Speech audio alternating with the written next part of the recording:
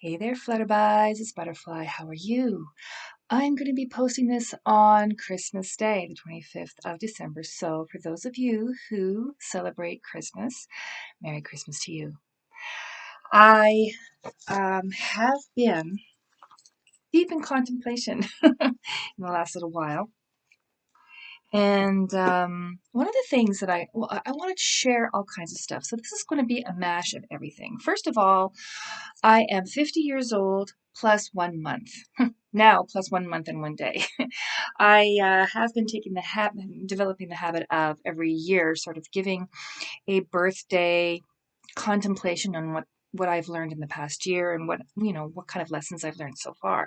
This year I have not done that because I've been really, really busy living my life. So I just haven't, I want to come up with something really smart and blah, blah, blah. And, later is always a better time. And so it just hasn't happened yet. So I'm hoping to kind of mash that in here. Some contemplations on the past year. Also, it's the end of 2020 very shortly.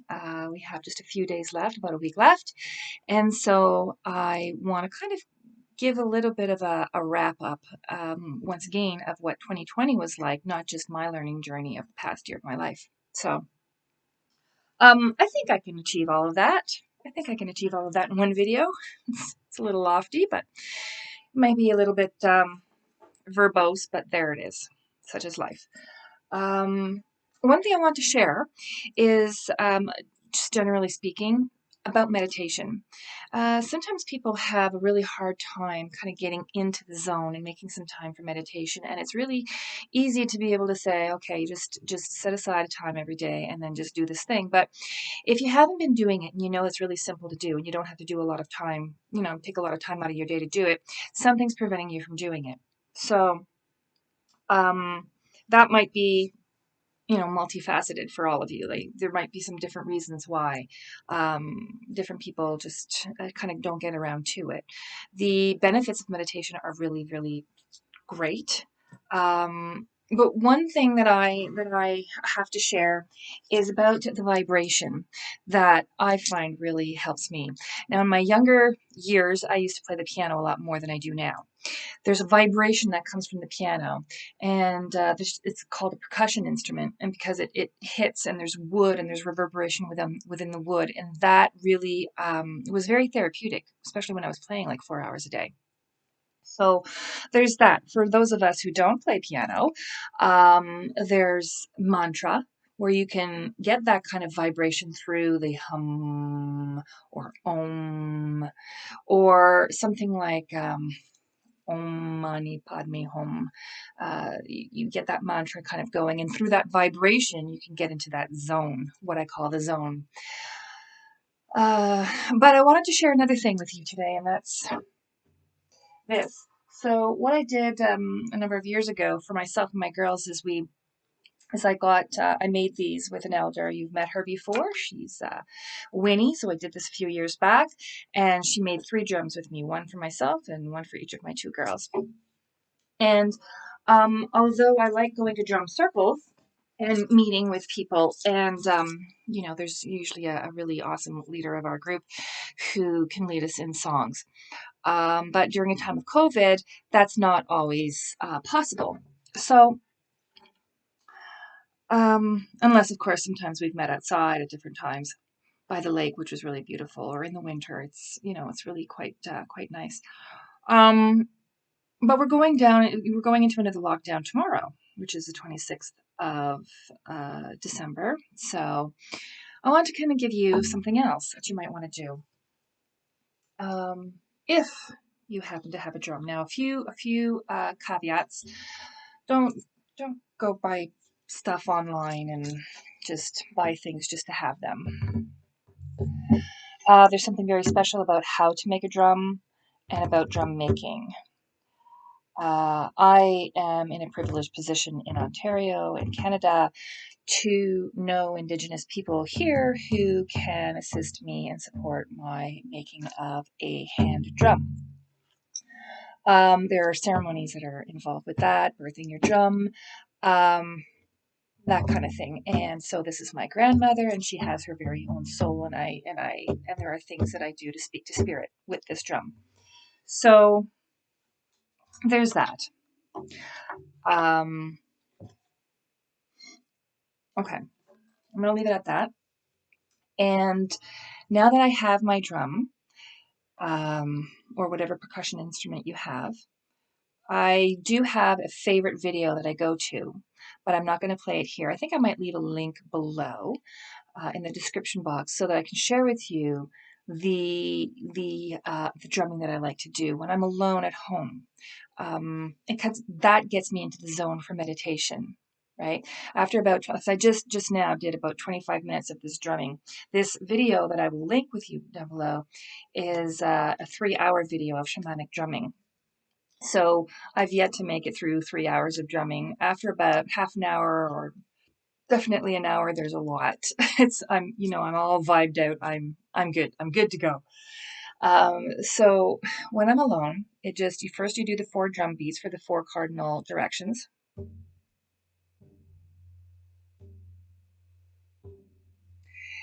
And then of course you would sing the song with your group, but my way of doing it alone is I play along with the video link that I'm going to give to you. So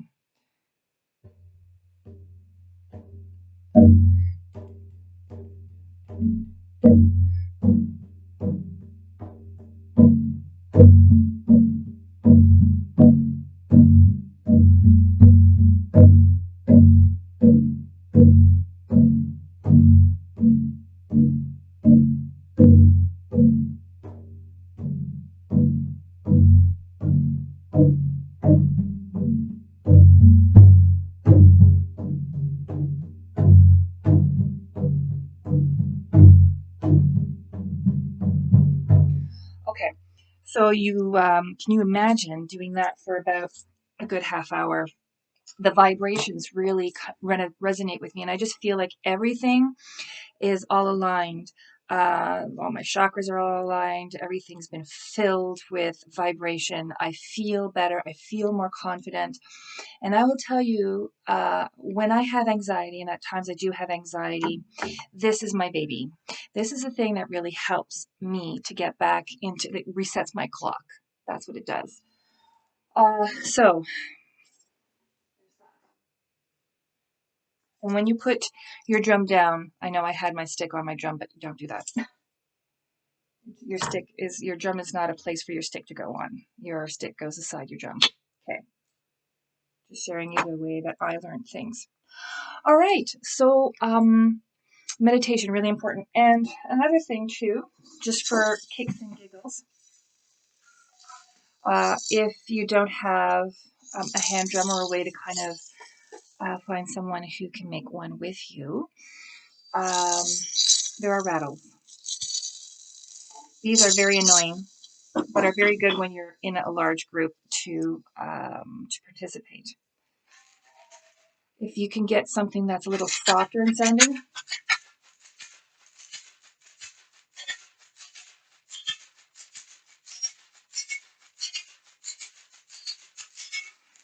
that can also help you get into something. Now, the reason why I find that that's really helpful for me is because in meditation, well, there's different ways of doing it, but when you're being told to clear your mind and to get rid of thoughts, and to try to come back to like point zero, kind of come back to nothingness, think about oneness, think about, let the thoughts happen and then, wait until they go, and just really, really try and declutter your mind through whatever exercises that is. Well, I have often, not so much now, but I have often found it very difficult to uh, reduce that mind clutter, especially when you have a lot of rumination and just a lot of anxiety or just a flood of thoughts. So when I'm thinking about keeping a rhythm, and the video is kind of with me, any kind of video that has a hand drumming, sort of a repetitive, meditative sort of rhythm, you can keep with it. And now my mind is on keeping the rhythm, you see. And it really helps if you have to keep the rhythm. Your mind is on a singular thing, which is keeping the rhythm, and not so much on the shopping you have to do or that nasty thing that somebody said, and whatever else might be on your mind. So there's 10 minutes of my blurb on using percussion instruments in some meditative practice. Hopefully that helps you just a little bit. Okay, I have something else is a bit of a reflection. I'm going to mash together my birthday and end of year video together at this point because there's there's just a few days left, and I don't want to sort of belabor the issue. So yeah, I'm 50. I'm 50 now, and I really feel like that's an accomplishment. Um, there's a lot of friends that I've had over the years who've not made it this far. Uh, and so, although we tend to look at age in our westernized culture as something that's really easy to dismiss, or something that is not as valuable, or that we want to use all kinds of anti-aging creams and color our hair to revitalize and just change our bodies in whatever way to make a more youthful, glowing appearance. I quite like my age. I feel more confident and more accomplished now than I ever did when I was young, and much more vibrant. And, the pigment in my hair and the color and everything just seemed to, I had a shape that was much more svelte.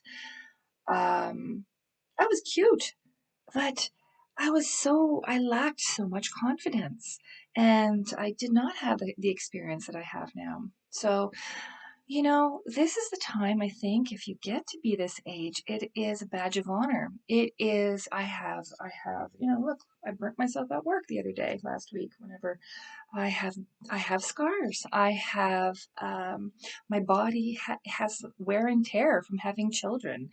I have some wrinkles. I have the color of my, different things just kind of scream that I have experience. And don't fuss with me. Basically, if I'm coming along and somebody wants to sort of put one over on me, they might want to think twice just based on the way that I look, because, I may have the experience that says, no, it's not going to fly. It's just not going to fly, baby. So that's really good. I also want to kind of give a bit of encouragement to folks who are still young, because that's the time to make mistakes. That is the time when you learn who you can trust, and you start to, well, I mean, suffering is a part of life, right? Not to get too Buddhist in my philosophy and my way of thinking, but being hurt by other people will happen. Uh, Life is not always fair. Some people are not going to have your best interest at heart. But one thing that I have learned is that over time you get to see patterns. You get to see patterns in the behaviors of others. And now we live in an age where we have the internet, so it's really wonderful to be able to hear psychologists and clinicians, and really helpful websites and really helpful YouTubers who are making content on how to become more assertive and how to recognize sort of these abusive patterns in other people, so that you don't have to feel like you're the only one who's doing everything wrong all the time. Like Dr. Phil says, just by mistake, you should be doing something right some of the time. So if somebody is really being a terrible critic to you all the time, there's something wrong there, and it's probably not just with you. It's probably not with you. There's a dynamic there. So one thing that I have learned is ownership. Ownership in where you are in life, and in basically everything that I do in my life is caused by me in some way. Um, and that may sound really, really very blaming in some ways. As somebody who's victimized the cause of their suffering. Well, if you would ask an insurance company about how your parked car uh, is responsible for somebody slamming into it because they were driving down, an icy hill and couldn't slam on the brakes, they'll tell you, well, you are accountable as well because you were parked in the wrong place at the wrong time. Now that sounds really blaming. There's a bit of accountability there. But beyond the blame and the shame of it all, there's that level of accountability that says, okay, well, that was crummy. That happened. Now, how can I learn from it to do better next time? How can I make sure that that sort of thing doesn't happen? Like, don't ever park on the bottom of the hill on an icy day. I don't know. That's the analogy that I'm giving you, but it also really um, permeates other areas in your life. So, what I have learned through living that I have done, being in some situations that were really crummy, I have learned that piece of accountability and the whole bit about acknowledging that other people have faults as well, acknowledging that other people have shortcomings, and that if they are abusive, if they are mean, if they are somehow causing me pain, causing you pain, sometimes it takes a bit of time to get around to the point of compassion for the other person who's intentionally harming you, who doesn't have your best interests at heart, who is a predator, who is an opportunist, who is whatever. One thing that I have learned is that there are a dime a dozen, there's a lot of them, and you had better, oh, there's a little orb flying up somewhere. They fly around me a lot.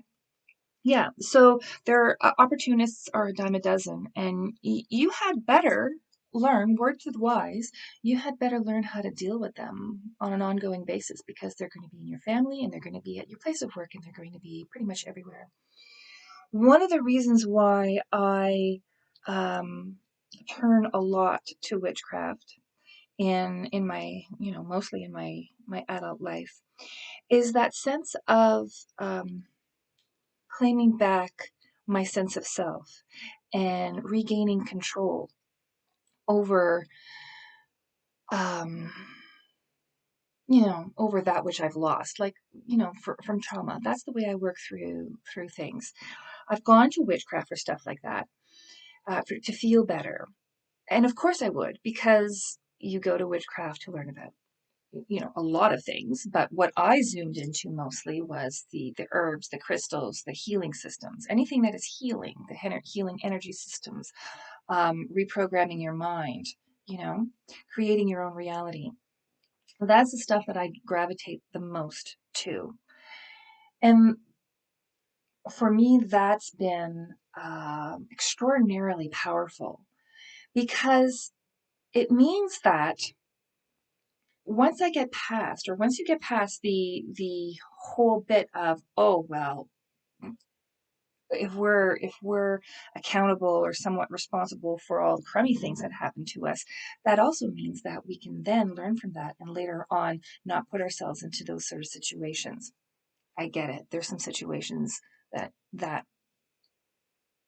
like terrorism, or there's a lot of situations that are just unfair. Somebody you've known this year perhaps who has died because of an infection or because of COVID or a drive-by shooting.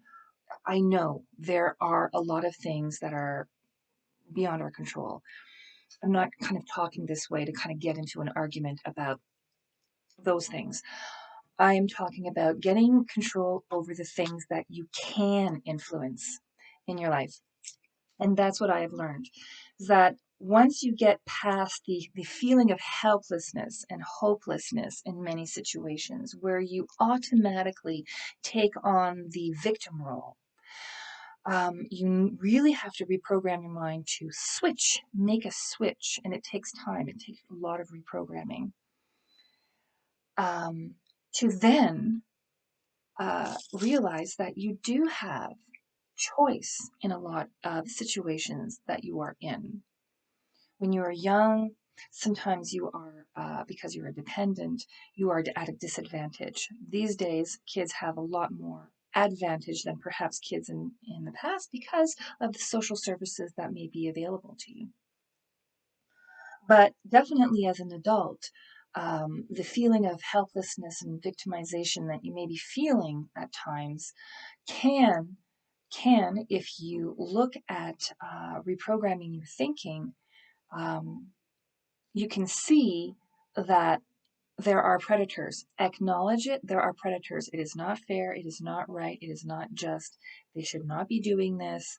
And you are put into a disadvantaged situation. However, now you've learned from it. Now don't get back into that kind of relationship. Change things in your life. You have some responsibility to, at some point, become your own parent, reparenting yourself, and you have the responsibility to then take yourself to the next level because you've learned.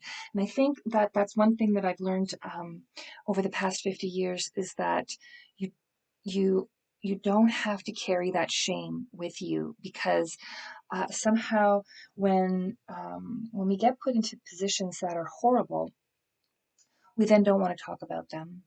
We then feel ashamed because we were in those situations. We feel responsible. We feel like we've somehow brought it upon ourselves, or that if we talk about it, nobody will accept us or will shame us. And certainly, if we talk about it, those are definitely possibilities. However, there are places we can go, there are people we can talk to, and there are ways of thinking now that we can collectively pull together and support each other. So you can then become the supportive person for somebody else who needs to tell their story. If you need somebody to listen to your story, you can switch that and become the supportive person in somebody else's narrative. And that is a very powerful and very mature thing that at some point in your life, you may end up getting to that point. Um, and it's tough sometimes to not just stay in that narrative of I'm the victim. It's tough sometimes to think that you would have something valuable to bring to somebody else, and that we tend to think that we need to be supported by somebody else first, heal, get that validation that, yeah, that person was really crummy, they did something to you, or that situation was really horrible, that should not have happened to you. And then at some point after the long, healing process, then we'll become whole and then we can be supportive of other people. For the most part, perhaps that may be true. But there's also, along the way, you can also be supportive to other people as well.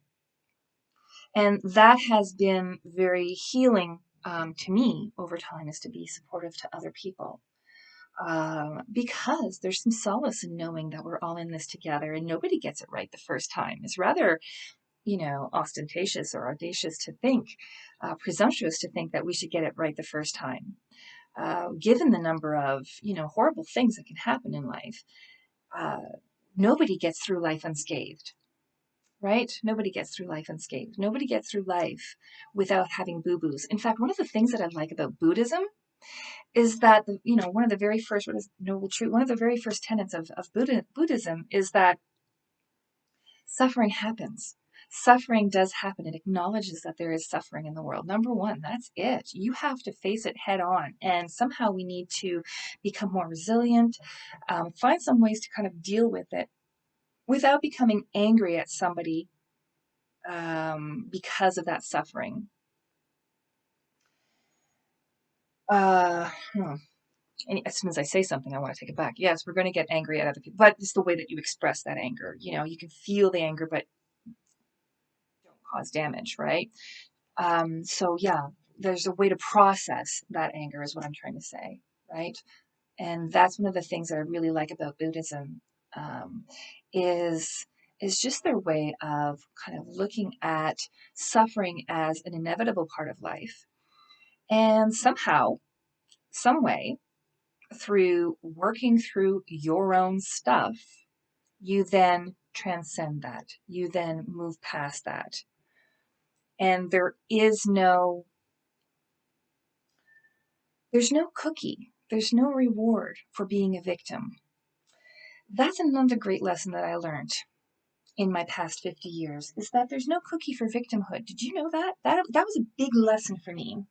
I grew up Catholic, so somehow in my programming and in my math of, my brain, I saw suffering and victimhood as we go through this turmoil and this turbulence. And then at the end of your life, there's the reward of heaven. You know, JC went through all of this turmoil and turbulence and this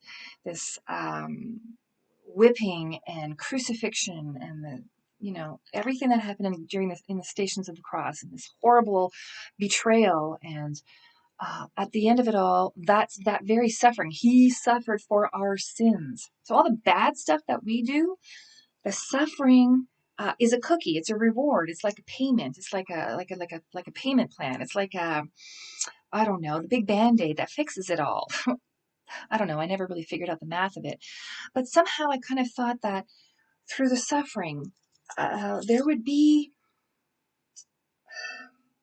a reward for it. And really, there isn't. There isn't.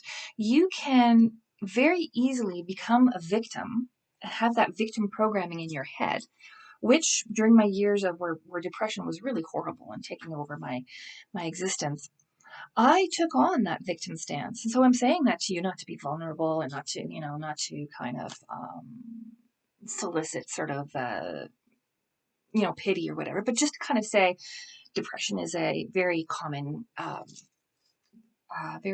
experience, and perhaps you can relate to it and kind of gain something from me sharing what my experience was.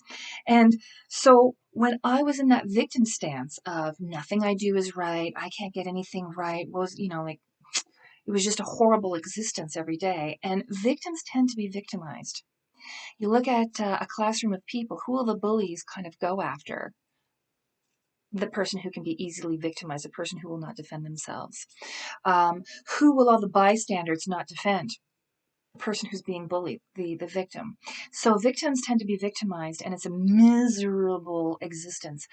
And there is no cookie at the end of that. At the end of that experience, there's no dessert. There's no reward for having gone through that victim experience. All there is I'm going through this shitty experience, and somehow I have to put on my pants one leg at a time, and I have to, get my shoes on and walk. Somehow I have to pick myself up off the ground. I'll have to face the bully in some way, even if it's just with abstinence and like silence and going gray rock or whatever. That may be the best way to feel it, face the bully, remove the target, remove yourself from there. But somehow you have to get yourself out of there. And it's wonderful that these days we have these social services and these counseling services and support systems that are in place. You still have to do the work. You still have to pick yourself up and bring yourself to whatever help is there for you. And so, yeah, that was a really, really big kind of a revelation, I think, over time that came, is that victimhood does not have a reward. We think that in my Catholic upbringing, the programming that I had was you'd be pious and take on this, turn the other cheek. Sure, you hit me on one side, turn the other cheek so you can hit the other side, because somehow that's virtuous and that there's a reward for it at the end. And really there isn't. Picking yourself up and being assertive is not a bad thing. And if you end up talking to people and expressing your negative experiences to people who are not equipped to deal with it, then they kind of tune out and start avoiding you. And then, there's like a really lonely sort of an existence there. There's no reward. There's no backlash towards the situations that were really horrible before. So that was a big revelation over the years that I've discovered.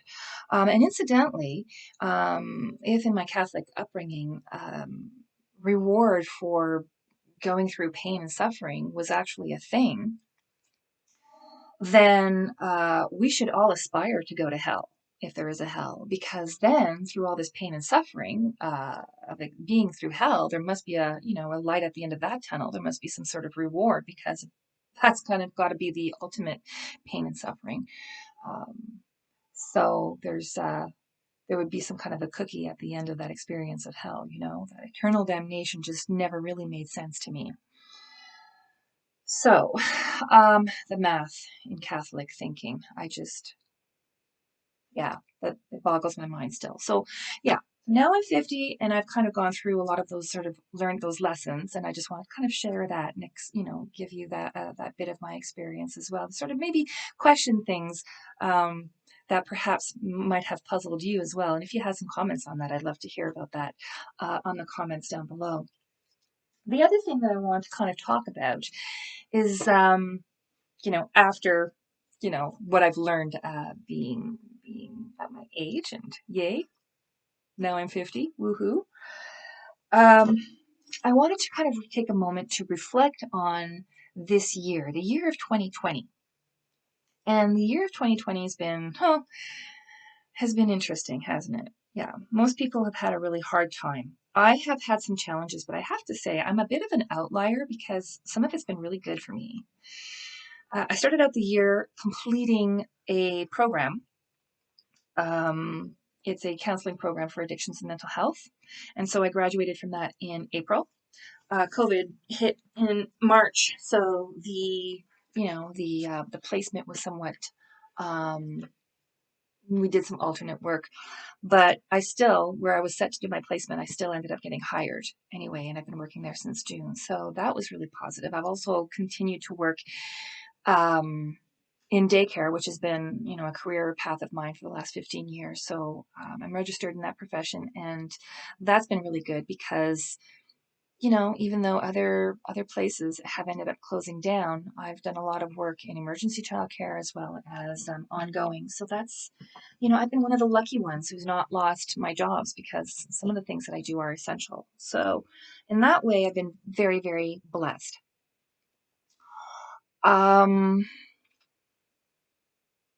However, I've learned a couple of things along this year that I see that I want to share, and I definitely will invite some respectful conversation if you're so inclined.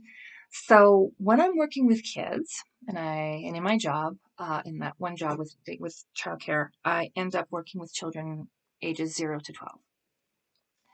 And so I've seen a lot of different levels of development over the years, different developmental milestones that children tend to get at different ages. And one of the things that we end up seeing is the development of abstract thought after the age of 12. It starts maybe around the age of 9, 10, 11, but it really, really is beyond the age of 12.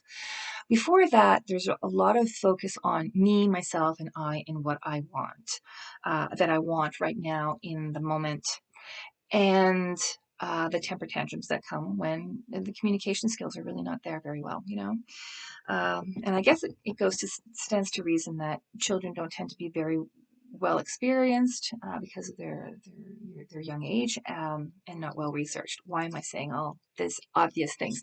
It's because sometimes I see those things in people who are adults, and that's what I've seen a lot of in 2020. There are some rules that have been set to protect people in general.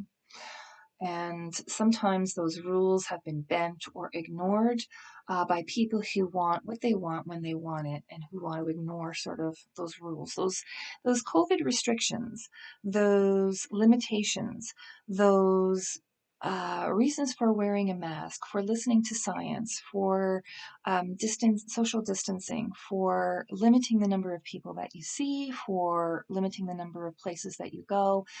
And those are all rules that are quite inconvenient for the average person.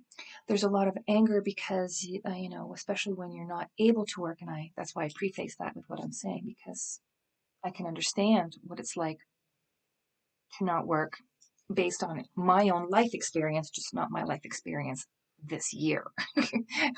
I can relate. And this is not about me. This is about, a year of people saying, let's follow the rules, let's social distance, let's wear the masks, let's do the things that we're supposed to be doing. And for the most part, that has been happening, even though it's frustrating and inconvenient and a lot of difficult things about that. And then there's a lot of people who are like those anti-maskers and let's defy the rules and COVID is a hoax.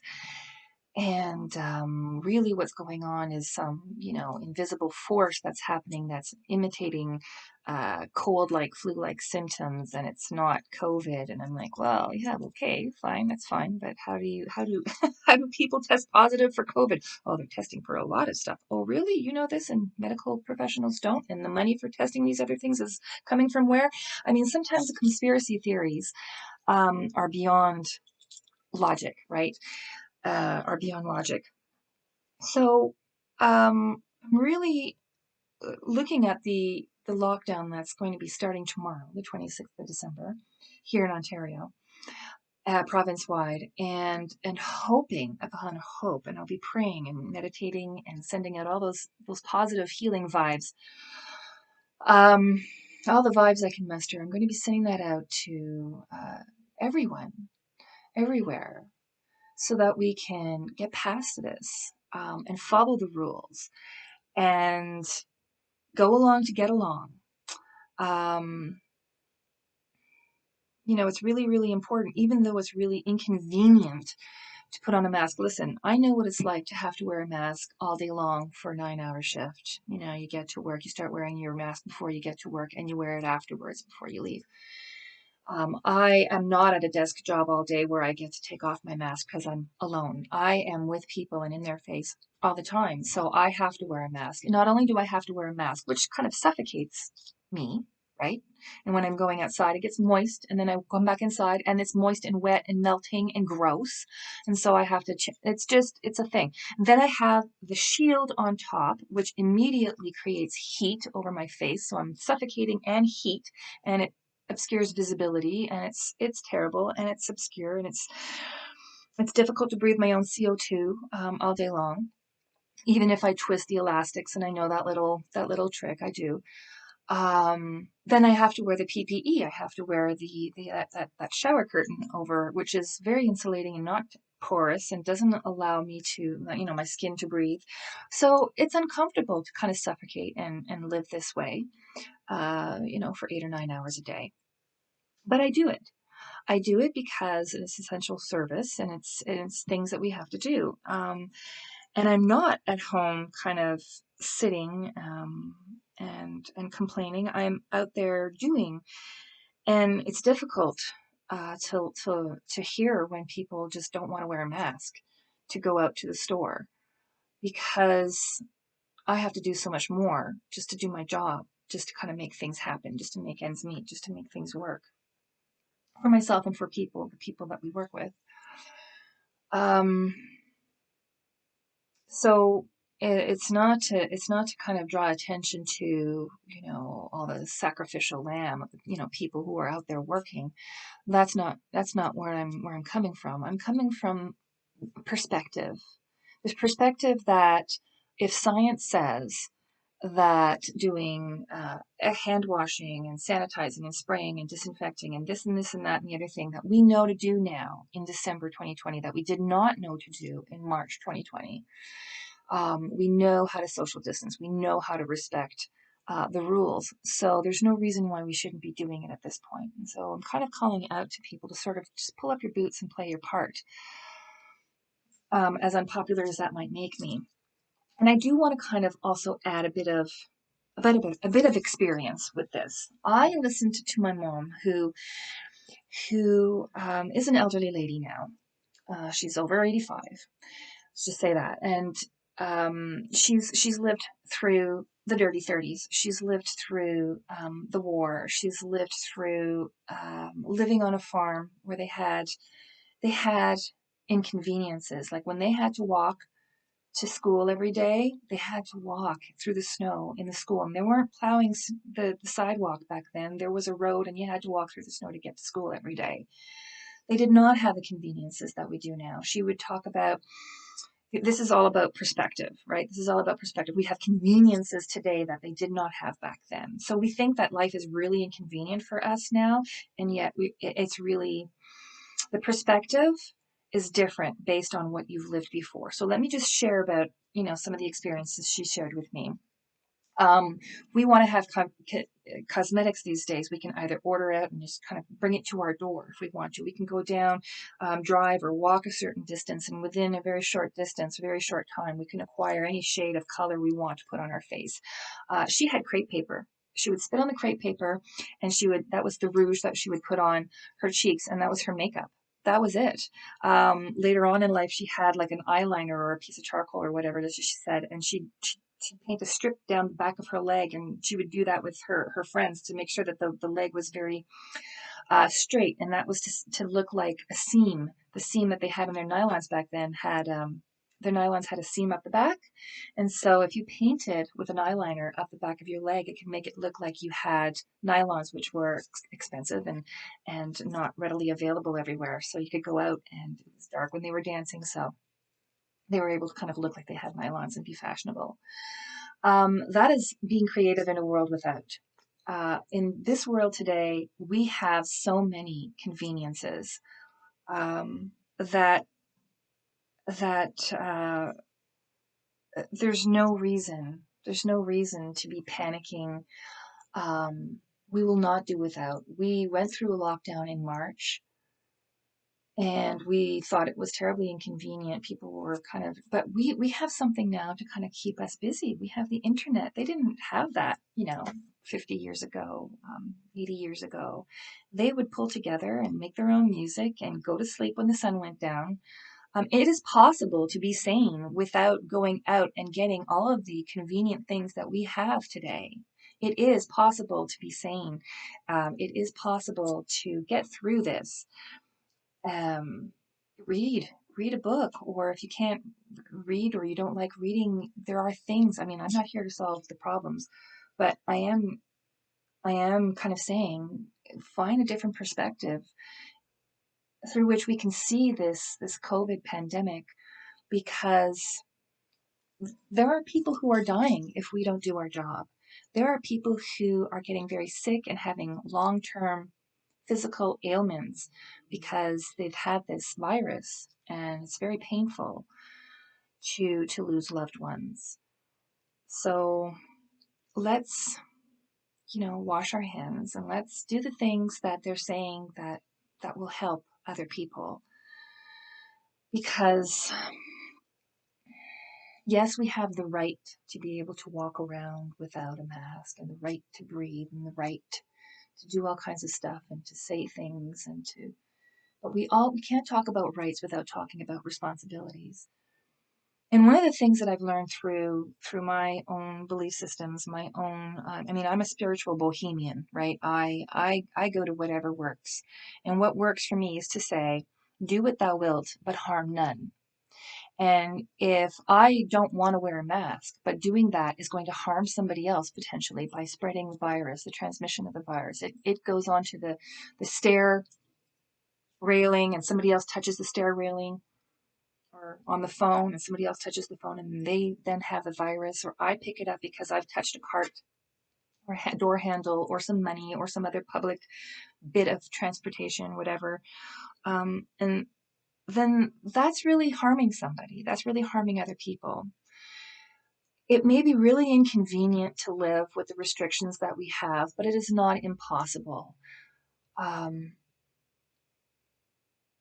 When I've been thinking about people in decades past and how they went through their day, and they cleaned their house, and they had such pride in the things that they did, and they had hobbies like beading and sewing and knitting and playing an instrument and learning different languages or reading or art or whatever. They had hobbies. They developed a lot of hobbies, and a lot of them didn't involve electricity, and they didn't involve gaming, and they didn't involve spending money.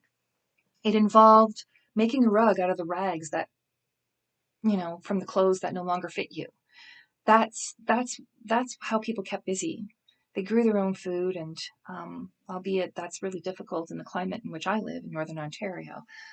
They really kind of pulled together, and in their own household kept themselves busy. And that's definitely something that we can do.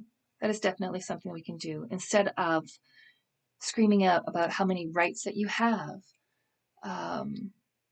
without looking at the responsibility you do have for the wellness of other people, because what you do really matters to other people in this case.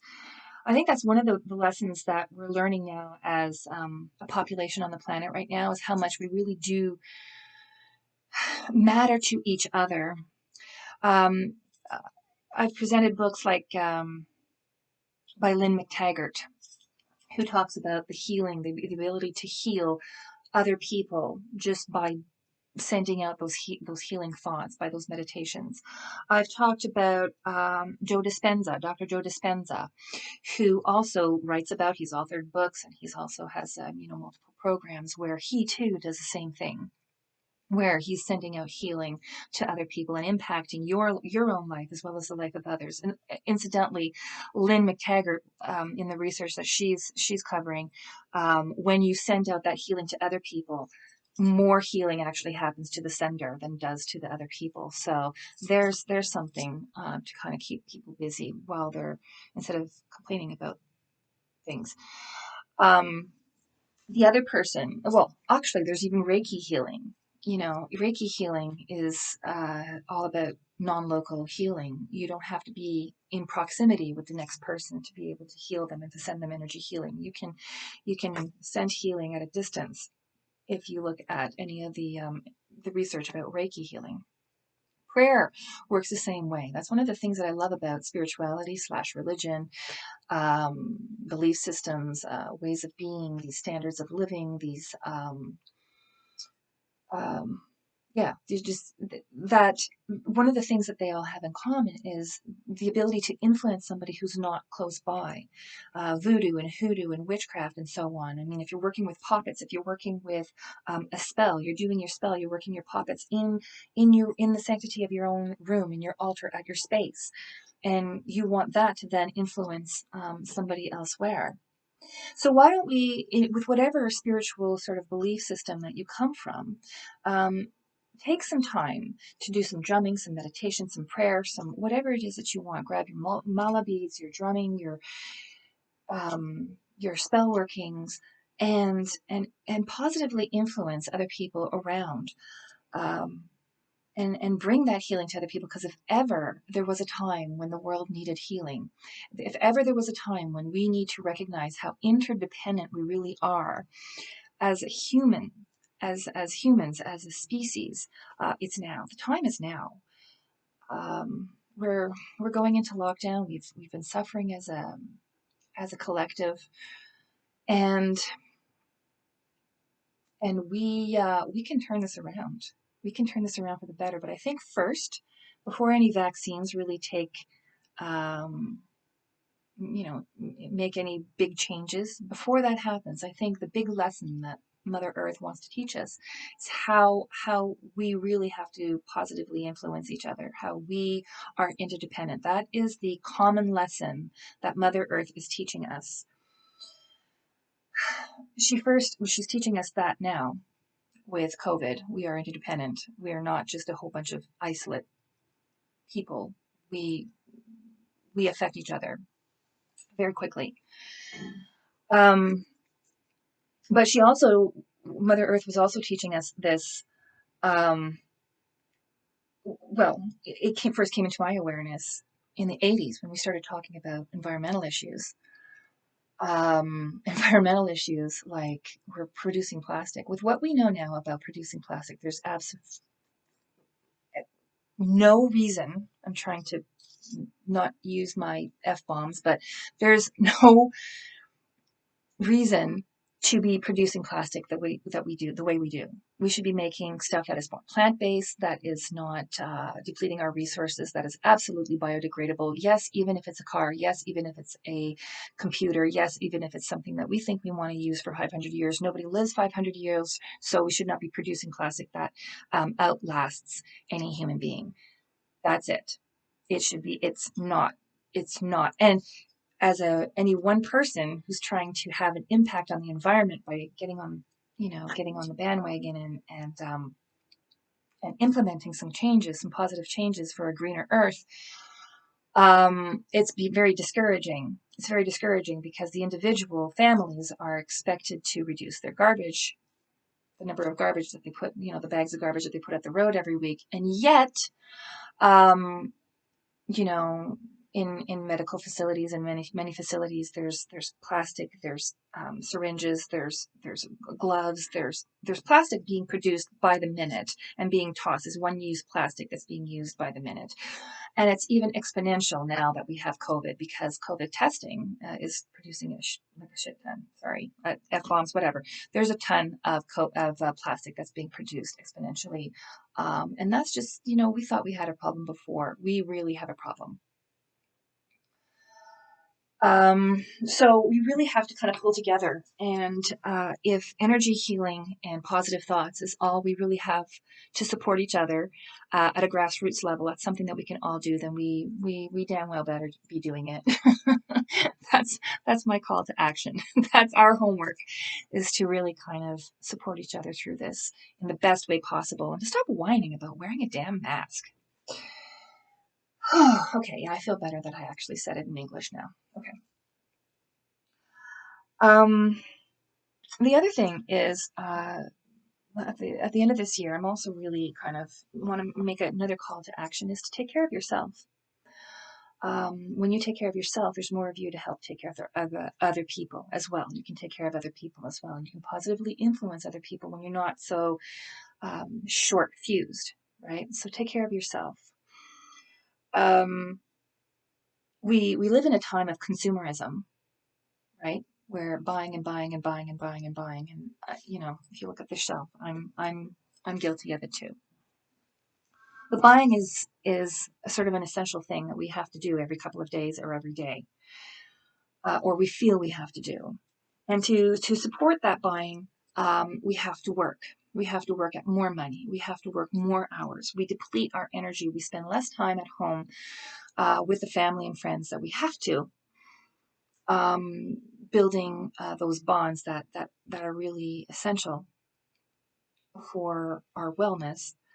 We spend more time outside working to pay for the house that we never live in, because we're busy making money to pay for the conveniences. So there's an irony. The other thing is that there's no reason why we should be working 40 hours a week the way that we expect to. And I think that Mother Earth is teaching us to perhaps the call to action very quickly. She has the wisdom to say, stay at home, baby cakes. Stay at home.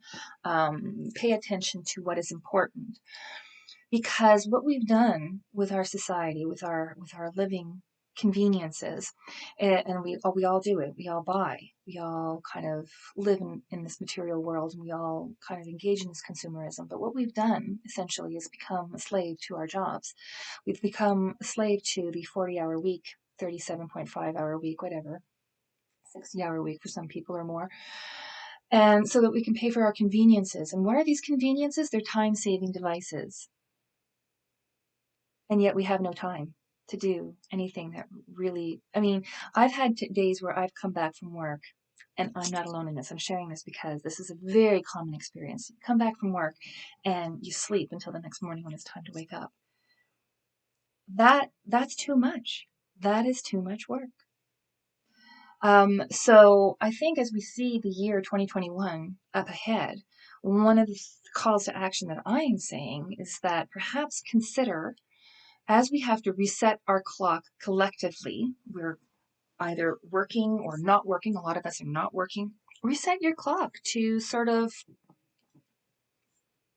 maybe working less and having a different living accommodation rather than the big house that is making you a slave. Maybe that's the way to go. Maybe that's the healthier way to go.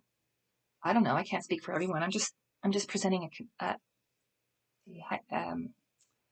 possibility that perhaps a healthier way to go would be to say, okay, well, we have a washing machine, we have this, we have that, we have all these time-saving devices like a car or like the city bus. So let's use that time to do other things, and like maybe not think it's so awful to not wear the latest fashion, or not criticize other people for not wearing the latest fashion, or for not, keeping their hair dyed at the root or whatever. Because when you point the finger that way and shame people for not having as many books as you, or having as many decks of cards as you, or having as many shoes as you, then it kind of puts pressure on the other person to kind of try and, meet that standard of what your neighbor has. And so that's the way that we collectively kind of keep this economy going. And I don't really think that keeping the economy going is really a good thing.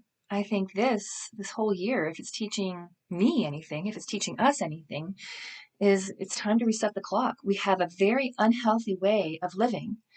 We are depleted. Addiction, the need to escape, is at an all-time high. We are being told, we've spent years saying we want to have time to rest and to stay home. We don't have enough time to stay home. And yet now that we have to stay home, we're complaining about it. So that doesn't make sense. We can't even relate to the people we live with because it's about me, and not about, learning how to develop that relationship with somebody. Take out the board games, take out the deck of cards, enjoy the person you live with a little bit more. Like, you don't have to always be right.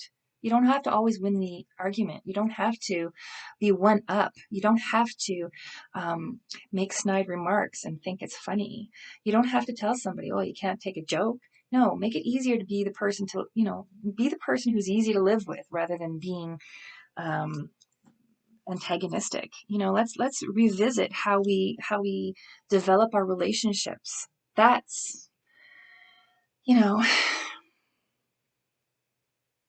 that's important. We need to reevaluate our relationships with each other, with the people who are close to us, and our relationship with ourselves. There's nobody who tells me that I have to work 40 hours a week. I have 2 jobs, and that's so that I can take or refuse shifts because they're both on a part-time basis. That's the way I want to program my life. So I'm sure that somewhere, somehow, you can find a balance. You can find a new way of having a job that doesn't mean, oh, I work online, these advertisements. Oh, I work online and I work 2 hours a week and I make $4 million a day. Well, good for you. I don't need that much money. And I really don't think there's a lot of validity in what they're saying. But there are ways where we can make money, where we can do well for ourselves in this world of convenience, where we're not dependent on employers who enslave us. And if we can kind of get out of that helplessness and hopelessness mentality of the restrictions that are coming with COVID, and we can put ourselves into a different situation where we make money in a different way. Not a lot of money. Maybe you have to kind of downscale your house. Maybe you have to kind of downscale the way you're living. Maybe you have to wear your shirts for a few years. I've been doing it. It's possible. You don't need to take a bath twice a day. You can scale back on cell phone expenses, on cable, on all kinds of stuff, so that you're not a slave to your job, so that you're not a slave to the expenses that really we have to tighten. We have to tighten the purse strings these days. And it's possible to do it in a healthy way. I've been finding my way. Other people have been finding their way. And it is a challenge and a struggle for many people. And I think collectively we have to pull together to help each other find new ways of being, new ways of living in a world that really, there's just way too many stresses for us economically, politically, socially, medically. So yeah, it's basically I'm saying if you can do nothing else, listen to what science is saying, what politicians are telling us to do, what the health practitioners are telling us to do, and maybe use this time in the upcoming year to sort of reprogram the ways in which you can make your life a better place, because it is possible. If in hearing that, your first impulsive sort of response to hearing that is, yeah, but you don't know I'm coming from this place of, victimhood and it's horrible and I can't. And my limitations and my health, maybe you have health problems, maybe you have dependence, maybe you're already on a shoestring budget and you can't cut it any further. I've been there. It's not up to me to find the way to solve your problems. It's not for me to, it's not, you have to find a way. And I know you can. It's my job to tell you that I'm here to support you. I'm offering perhaps the potential to consider making the changes that you choose to change so that you can make life a better way, for yourself. Nobody can kind of put anyone in a position, that's better. I mean, I can't solve your problems. I'm not here to kind of solve your problems. I'm not here to kind of shame you if you're in a position that is a horrible place. I'm not here to argue with you and tell you, yes, you can, if you really are convinced that you cannot. I'm just telling you that, we're all in this together. We're here to support each other. And there's a lot of learning that we are doing collectively and that we are here to support each other. So yeah, if your first instinct is to argue, then feel free to argue. That's okay. Somehow you're going to work it out. And I have faith that you will work out. I trust in your ability. If you've listened to an hour of me say this and you've gotten worked up and you're angry, I'm thinking, good, use that anger. Look at what's below that anger, because anger is like a primary sort of emotion. Look at what's below that anger and use that to fuel change, the changes that you need, because, you may be facing some extra stuff that I haven't touched on or I haven't talked about. And that's okay. That's okay. You'll get through it. Okay. So that's a whole hour. That's like 3 videos that I've been wanting to make in one. Meditation, yay, I'm 50, and kind of covering the past year and looking at the year ahead and kind of tying this year up with what's probably my last video, I think. This will probably be my last video for 2020. Whew. Okay, so something fueled all of that. Got in front of the camera and I just went with it, man. I just went with it. All right. Having said that, I know that there's shopping in my future. Oh, believe me, I'm not all that and a cup of tea, Sometimes I can acknowledge. But anyways, I'm resetting the parameters and living within my means. So, okay. I wish you well. Merry Christmas if you celebrate Christmas. Happy Yule. We had a wonderful Yule here in my home. It was very pagan, very awesome.